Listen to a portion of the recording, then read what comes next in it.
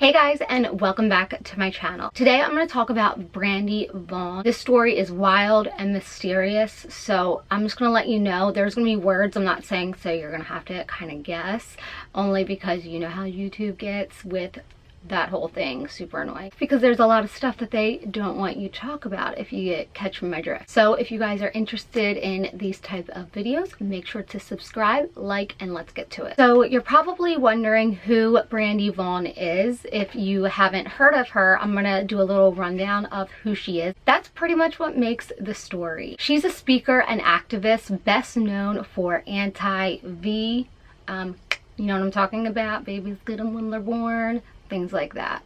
I don't want to say the word because, again, you know why. She's most well known for speaking out against pharmaceutical companies, huge corporations. She's the founder of the company Learn the Risk. But before she founded this company, she actually worked for Merrick between 2001 and 2004. And these years are what made the difference for her and what really led her on her journey to, really speak up about this. After she left her job, she lived in Europe for 8 years with her son. She worked for the pharmaceutical company Merrick. She sold Vioxx, which was a painkiller. She found out that this painkiller doubled the risk for strokes and heart attacks. She's the one who really fought about getting this taken off the market, and that's when she ended her job there and didn't want to do it anymore. She quotes and she says, "From that experience, I realized just because something is on the market doesn't mean it's safe." I feel like this story really hits home because of everything that's going on right now. And of course, it's barely getting any media coverage, if any. And I think it should. When she came over from living in Europe, her son was free of the you-know-what, all the, you know what I'm saying? And so she said she would go to pediatrician's office. It would bully her about that, and they would also bully her because she would ask, what the ingredients are in the vaccine, and she really fought for, normalizing, being more informed and speaking up and asking. And now that I look back, I wish there was more that I asked about. She's also been quoting saying, "How come children in other countries are way more healthier and receive far fewer, I can't speak on that and say if that's true or not because I'm not well traveled, but let me know if you agree with that below." She also goes on to say that much of what we are told by healthcare in the industry is just not true. Erin Elizabeth, which is the editor of Health Nut News, recalled meeting Vaughn a number of times in the past as well as interviewing her, and she quotes, "I have felt very concerned about her this year. I have not heard from her as much as usual and had inquired with her very close friends who said she was absolutely fine."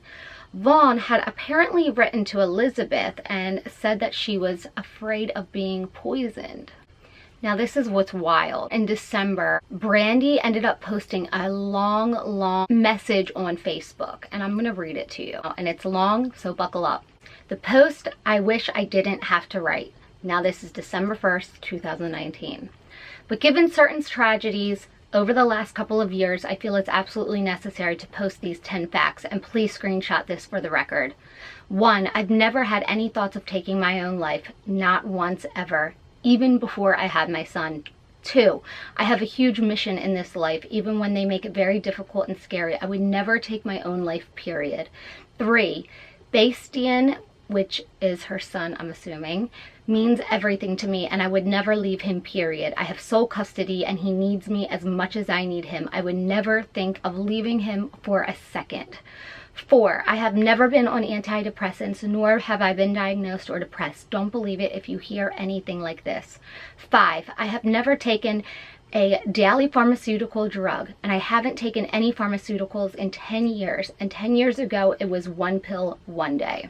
Nothing over the counter, nothing by prescription. In other words, I'm not on anything that could possibly kill me unexpectedly or suddenly. I've never done illegal drugs either, not even once. 6, there's no way anyone could get into my house. No robbers, no angry exes, which I don't have, by the way. No fanatical people. My house is like Fort Knox, unless it was someone super professional. It just wouldn't be possible for anyone without highly special equipment and tactics, i.e. remotely taking down my high-level security system, which they have done before, unfortunately. But my place is also highly secured in a hardwired kind of way. So even if the power was out, most people could still never get in. 7, if something were to happen to me, it is foul play, and you know exactly who and why, given my work and mission in this life. I'm not accident prone, and I got the highest health rating possible when I went through a battery of medical tests a couple of years ago for my life insurance policy. 8, if something were to happen to me, I have arranged for a close group of my friends to start a GoFundMe to hire a team of private investigators to figure out all of the details. I have the team and I have passed the info on to them. Oh, and money for PR firm to make it national news. There would be a press release sent to every journalist in this country and more. It would not be swept under the rug, and it would be their worst nightmare. 9, there have been many on this mission or a similar one that have been killed, and it's time to stop this bullshit. The darkness cannot win. 10, I will never stop speaking out for those who no longer can, even if from the other side, where I imagine I would be way far more powerful. I have a team of angels surrounding me every step of this journey, but prayers of protection and love are always appreciated. Hashtag be brave, hashtag for the children, hashtag truth always wins. Now, her son who sadly found her passed away December 8th, and she was 47 years old. And I'm about to play a clip of a video from 2015 where she goes through her house and she's talking about somebody who has been stalking her and watching her, and how they have broken in her home. It's actually really, really creepy with what has happened to her. So I'm gonna play that for you. I absolutely want to hear your guys' comments and your thoughts about it. So I'm just gonna leave this here and tell you guys I love you so much. Thank you for watching, and don't forget to watch this video after. And don't forget to subscribe and let me know again your thoughts below about this. I find this truly creepy, and there's way more to the story that I feel like is probably not going to come out, but I pray. Hi, I'm Brandy Vaughan, and for those of you who don't know me, I have been an activist speaking out against SB 277 here in California under a little bit of heat, and I wanted to document this just in case. I wanted to show some of the intimidation tactics that I've been under. I came home with a friend to my hide key being on my doorstep, open to the key.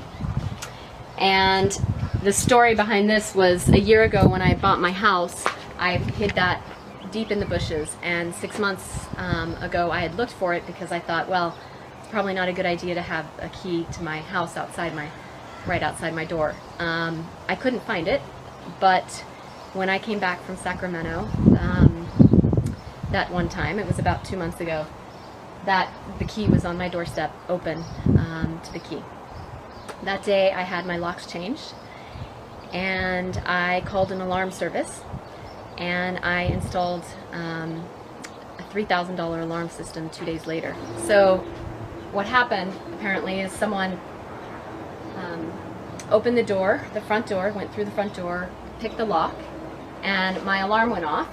And they immediately disarmed it with the master code, which nobody had but me. I made sure nobody else had that code. And they disarmed it at the panel with that code.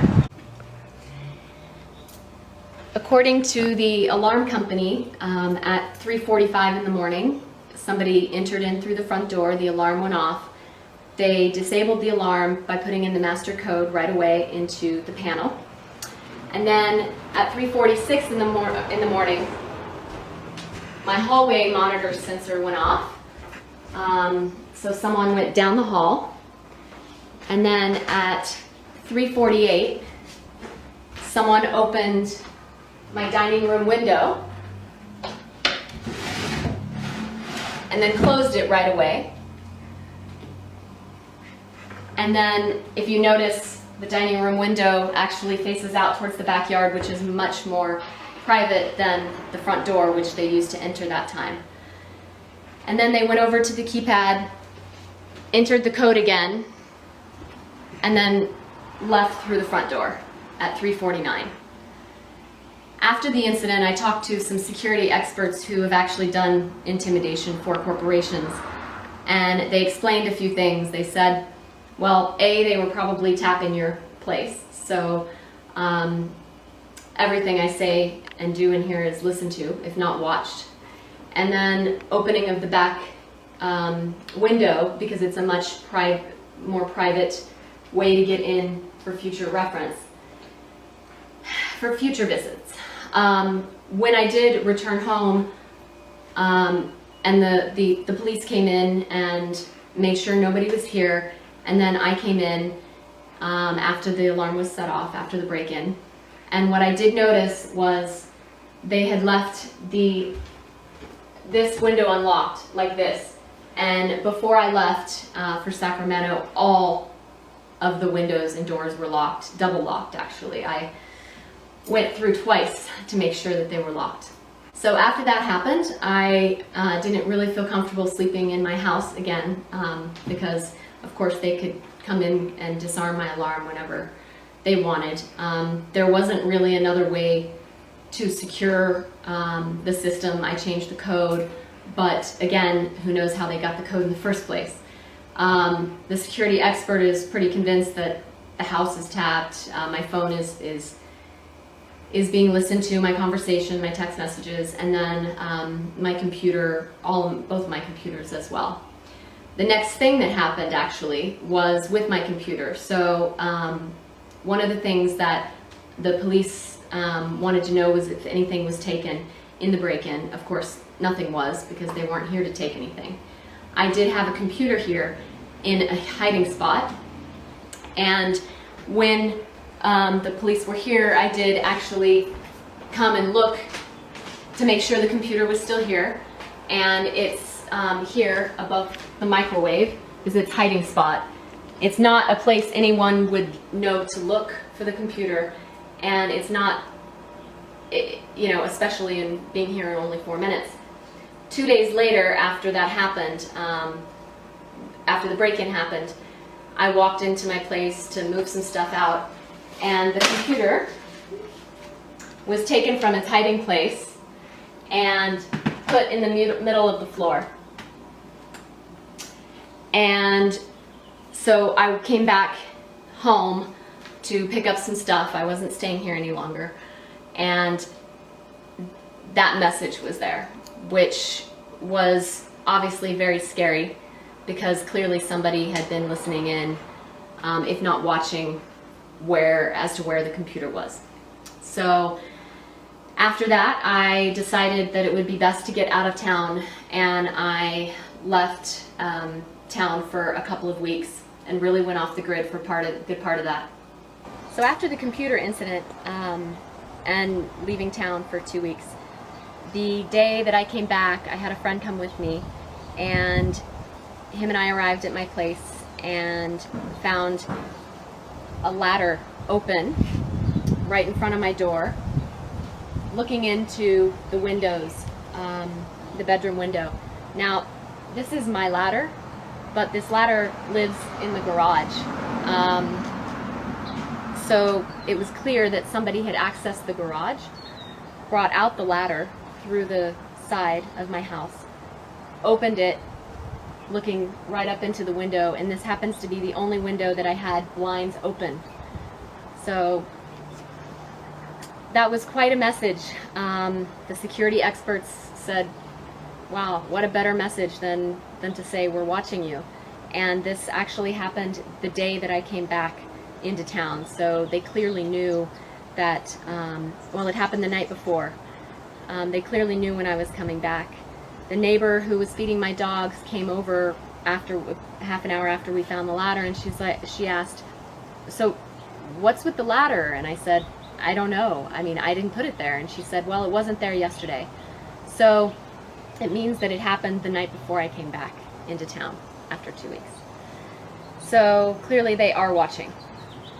The next incident was just 2 days later, and that's in the garage. This Buddha was on the floor. Normally the Buddha is pretty heavy. It was on here on top of the dog cage, holding the towel to cover it up at night for the dogs. So it was taken off of here, and there's really no way it could have fallen, because, I mean, it's actually really heavy, and if it had fallen, it would have fallen, you know, some different way. But I walked in and I found it right there on the ground. The pictures were also knocked over. So then 2 days later, I noticed it first through the kitchen window, and it's not something I have ever seen before, but there is a duck.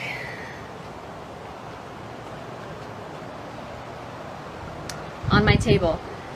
And when I talked to the security experts, I said, I don't understand the duck. And then it came to me that I had been on my phone having a lot of conversations about people asking me, you know, are you staying at your house? What are you going to do? And I used the term repeatedly, well, I'm not staying at my house. I feel like a sitting duck because they can get in at any time. And, you know, I'm a sitting duck. And so that was actually quite disturbing to come home to. Now I have a duck.